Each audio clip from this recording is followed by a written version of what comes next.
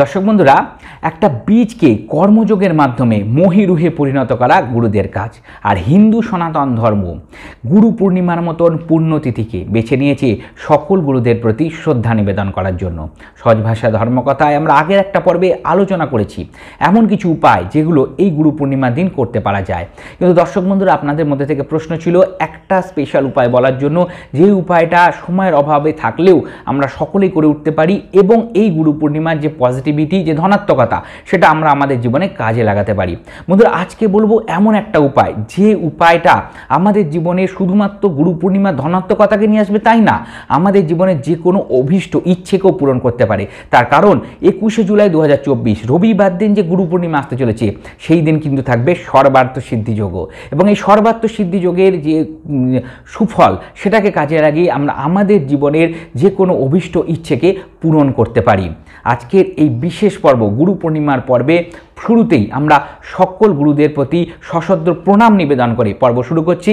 আমি আচার্য ঋত্বিক চক্রবর্তী, সহজ ভাষা ধর্মকথার এই নতুন পর্বে আপনাদের সকলকে জানাই সুস্বাগতম। বন্ধুরা, সহজ ভাষা ধর্মকথায় আমরা প্রতিনিয়তই এই ধরনের ভিডিওগুলো উপস্থাপিত করি, যেগুলো আমাদের জীবনের জটিল জটিল সমস্যার সহজ সহজ সমাধান আপনাদের হাতের কাছে তুলে ধরে। সেগুলো যদি আপনারা নিয়মিত পেতে চান, তাহলে অবশ্যই সহজ ভাষায় ধর্মকথা আপনাদের এই প্রিয় চ্যানেলকে সাবস্ক্রাইব করে পাশে থাকা বেল বাটনটা ক্লিক করতে কিন্তু ভুলবেন না, যাতে পরবর্তী ভিডিও নোটিফিকেশনগুলো আর মিস না হয়ে যায়। বন্ধুরা, এই বিশেষ দিন 21শে জুলাই 2024 রবিবার দিন গুরু পূর্ণিমা। আর এই দিন প্রথমেই যেটা করা উচিত সেটা হচ্ছে, আপনাদের যারা যে গুরুদেবের দীক্ষিত, অবশ্যই এই গুরুমন্ত্র জপ করবেন এবং গুরুদেবের প্রতি আপনাদের যে যতটা শ্রদ্ধা, আপনাদের যতটা সামর্থ্য, সেই অনুযায়ী আপনারা সেদিন গুরুদেবের সঙ্গে দেখা করুন এবং শ্রদ্ধা নিবেদন করে আসুন। এটা তো আপনারা করবেন। কিন্তু যারা এখনো পর্যন্ত দীক্ষিত হননি, অর্থাৎ যাদের দীক্ষা নেই, তারা কি করবেন? তাদের জন্য স্পেশাল উপায়। এবং যারা দীক্ষিত আছেন তারা তো অবশ্যই, যদি আপনাদের শ্রদ্ধা থাকে, অবশ্যই আপনারা আজকের বলা বিষয়টা যদি আপনাদের মনোগ্রাহী লাগে, তাহলে অবশ্যই করতেই পারেন। কি করতে হবে বন্ধুরা? এখানে একটা কথা পৌরাণিক দিক থেকে প্রথমে শুরু করব। বন্ধুরা, গুরু হিসাবে, আদি গুরু হিসাবে আমরা কাকে চিনি?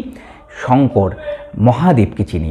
কারণ মহাদেবের মাধ্যমেই সপ্ত ঋষি জ্ঞানের প্রকাশ পেয়েছিলেন এবং জ্ঞানের প্রকাশ পেয়েছিলেন ব্রহ্মা এবং বিষ্ণুও। এবং এই বিশেষ দিন গুরু পূর্ণিমার দিনই বলা হয় এই যে জ্ঞান দান, আদি যে আমাদের পুরুষ হিসাবে যে আমরা শঙ্করকে চিনি, দেবদেব মহাদেবকে চিনি, তার মাধ্যমে জ্ঞান লাভ করেছিলেন সপ্তঋষি এবং ব্রহ্মা বিষ্ণু।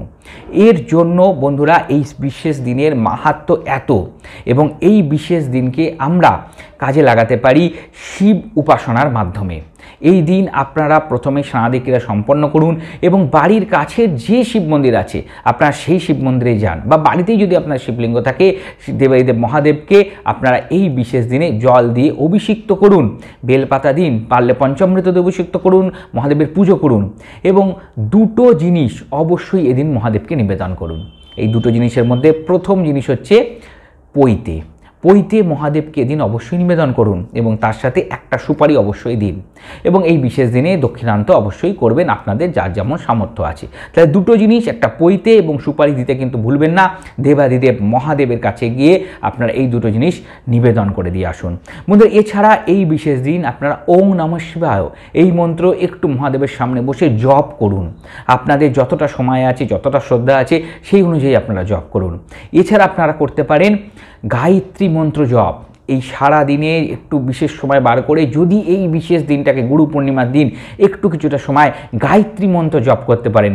ওং ভূর্ভুবস্য তস্যবিতুর্বরেণ্যং ভর্গো দেবস্য ধীমহি ধিয়ো ইয়ো ন প্রচোদয়াৎ। এই মন্ত্রটা যদি আপনারা জপ করতে পারেন গায়ত্রী মন্ত্র হিসাবে, অবশ্যই আপনাদের এই বিশেষ দিনের যে পজিটিভিটি, সেটা সম্পূর্ণরূপে আপনাদের মধ্যে আসবে এবং গুরু কৃপা এবং দেবাদিদেব মহাদেবের কৃপা আশীর্বাদের মাধ্যমে আপনারা আপনাদের অভীষ্ট ইচ্ছা পূরণ করতে পারবেন। মহাদেবের কাছে শ্রদ্ধা জানিয়ে যে মন্ত্রগুলো বললাম, সেই মন্ত্রগুলো উচ্চারিত করে আপনাদের ইচ্ছেটাকে অবশ্যই জানিয়ে দিয়ে আসবেন। খুব শীঘ্রই সেই ইচ্ছে আপনাদের পূরণ হবেই হবে। আশা করি বন্ধুরা আমি বোঝাতে সক্ষম হয়েছি। এই বিশেষ গুরু পূর্ণিমা তিথি যেটা সর্বাত্ম সিদ্ধি যোগের সঙ্গে আসতে চলেছে, সেই দিন মাত্র এই দুটো জিনিস দেবাদিদেব মহাদেবকে যদি আমরা নিবেদন করে দিয়ে আসতে পারি, আমাদের ইচ্ছেটা যদি বলতে পারি, তাহলে কত সুন্দরভাবে আমরা আমাদের ইচ্ছে অভিষ্ট লক্ষ্যে পৌঁছে যেতে পারি। যদি পর্বটা ভালো লেগে থাকে অবশ্যই একটা লাইক দিয়ে আমাকে উৎসাহিত করুন এবং সহজ ভাষায় ধর্মকথা এরকম আরও পর্ব পেতে সহজ ভাষায় ধর্মকথাকে সাবস্ক্রাইব করে পাশে থাকা বেল বাটনটা ক্লিক করতে কিন্তু ভুলবেন না। বন্ধুরা আজকের পর্ব বিশেষ করে অত্যন্ত স্পেশাল, তাই বন্ধুদের সাথে শেয়ার করুন যাতে সকলে জানতে পারে। আর আমাদের ফেসবুক পেজ আছে সহজ ভাষা ধর্মকথা, ওখানে একটা লাইক দিয়ে রাখুন। হিন্দু ধর্মশাস্ত্রের বিভিন্ন বিষয় মন্ত্রতন্ত্র নিয়মিত আলোচনা হয়ে থাকে। সকলে ভালো থাকবেন, সুস্থ থাকবেন। দেখা হবে পরবর্তী পর্বে। নমস্কার।